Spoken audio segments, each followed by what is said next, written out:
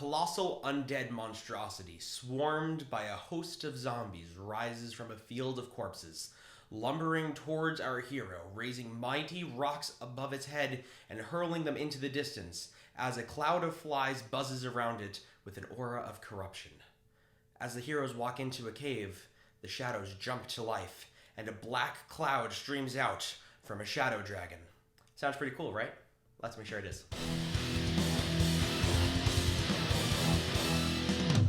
Today we are going to continue talking about making encounters really engaging in Dungeons & Dragons. We spoke about this in the Cypriox video about how cool the Cypriox is because it engages in fights in different ways. We're going to continue to talk about that today with the two examples I gave. We're going to start with a young red shadow dragon, which I just gave it some different options for its breath weapon if we're being completely honest here, but it made it more interesting, slightly more challenging. I upped the CR by 1, even though that's probably not entirely necessary, but it'll be a really cool fight because it has different ways to engage.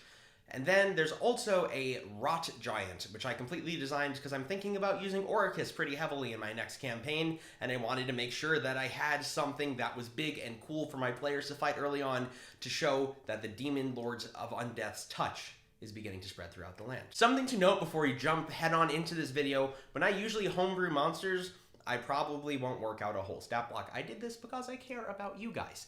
But generally speaking, monsters don't need that, and your players won't know if you did that or not. When I was designing the enemy NPCs for my Acquisitions Incorporated campaign, I basically just said he's an assassin rogue, he has plus this to hit, these are the saves that he's good at. Anything else I can probably make up at its spot, and he can use a Ring of Invisibility as a bonus action. And guess what? Those fights were awesome, and nobody really cared. And I think if I had spent time actually doing that, the actual fights themselves wouldn't have been as fun. So just remember, you don't need to kill yourself. Think of some things that would make the fight more interesting, and go and do that. Dragons in Dungeons & Dragons are classic, because, you know, Dungeons and Dragons.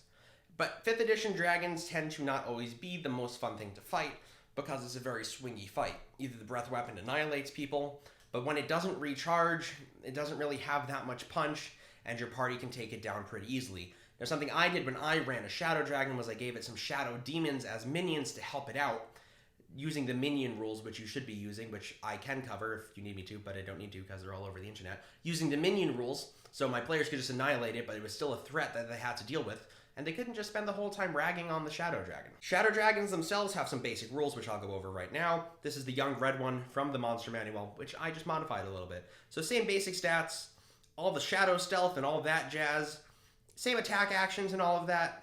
The Shadow Breath recharges 5/6. Didn't touch it, didn't need to touch it. It's a powerful tool that is in the Dragon's toolbox. I did give it some additional actions. Now these aren't actually that powerful, so you can make the judgment in combat that the dragon can use them as bonus actions if the fight is swinging one way or another. If you make up a special ability on the spot, it's really not that much different than spending time beforehand thinking about this ability. Your players won't know, and it'll still be the same fight. Just make sure it's not going to completely tip the balance of it. The first one I gave it to make the fight a little bit more engaging is called Control Shadows. The shadows around the dragon spring to life in a 20-foot radius, so the same distance as that lovely spell, Fireball. Creatures within that radius must make a DC 18 Constitution saving throw, same as the dragon's breath weapon, so we're staying in line here as far as challenge rating. On a failed save, the creature loses 1d4 points of strength, which is bad, because, you know, fighters need their strength to hit things, usually. And is incapacitated for 1 minute. Now that's the real kicker and the part that makes this ability so powerful. I would probably not give the dragon this one as a bonus action, just because that can take some really key things out of the fight. Maybe your wizard didn't take Resilient for some reason, and now they're just standing there unable to cast those high-level spells that your party needs to pull into this fight. So that's a powerful ability. However, I personally don't feel like that tips the tides too much, because that's what it's using when it's not using its breath weapon. Also, this gives your party time to get themselves together and get their incapacitated allies up. And of course, just like a traditional shadow ability, it reduces your strength score by 1d4. If your strength score drops to 0, you are dead and you rise as a shadow. The other one I gave it is called Siphon Life. This is another powerful ability, but it uses it instead of its breath weapon on a turn that it is making a melee attack. One creature that it has damage, it can deal 3d6 additional necrotic damage, and it heals that much. Now, these do make the Shadow Dragon more difficult to kill, so I did up the CR by 2 from CR 13 to CR 15, so take that into account when you're running this. However, it makes it more engaging. I would rather my party wait a little bit to jump into a big fight like this than to jump into it and kill it too early. I think what this does is it gives the Shadow Dragon different ways to interact with the PCs, and that's going to make the fight super rewarding to run. Kind of like in the Cybriex video where we saw the Cybriex using its Flesh Warp ability, this one's going to be using it in more of a battle control way, kind of like your Wizard would do with Hypnotic Pattern, except it's going to be using it to get the melee fighters around it because it's only 20 feet. Now let's look at what we can do with giants. The Rot Giants. Now this is something that I thought of because I'm a big Oricus guy. I also like Vecna. I'm not going to use Vecna. I'm a big Oricus guy, and I'm very excited to use Oricus in my upcoming campaign in one way or another. So I'm going to read a little bit about what I was thinking about when I was describing Rot Giants. Rot Giants. Corrupted by the Demon Lord of Undeath, these horrible creatures prowl wastelands searching for corpses to reanimate under the will of their master. Rot Giants are often found deep underground, storing bodies to appease Oricus for the day when his children will rise and take the land. The Rot Giant itself, I use the Frost Giant template because that's already a pretty good monster. It has a ranged attack to deal with people that are flying, and it can also just smack you really hard with the club. However, the whole smack smack, throw rock, smack smack, throw rock routine might get old. So actions, same attack actions, I don't need to go over it. But what we are going to do is talk about how Oricus has blessed these guys to change the way they play in fights a little bit. Scion of Death and Decay. As an action, the Rot Giant can summon the power of Oricus. Select one of the 4 following abilities. I was in a creative mood. Creeping Death. All targets within 30 feet of the giant must succeed on a DC 17 Constitution saving throw. Decently high, some people will struggle to make this.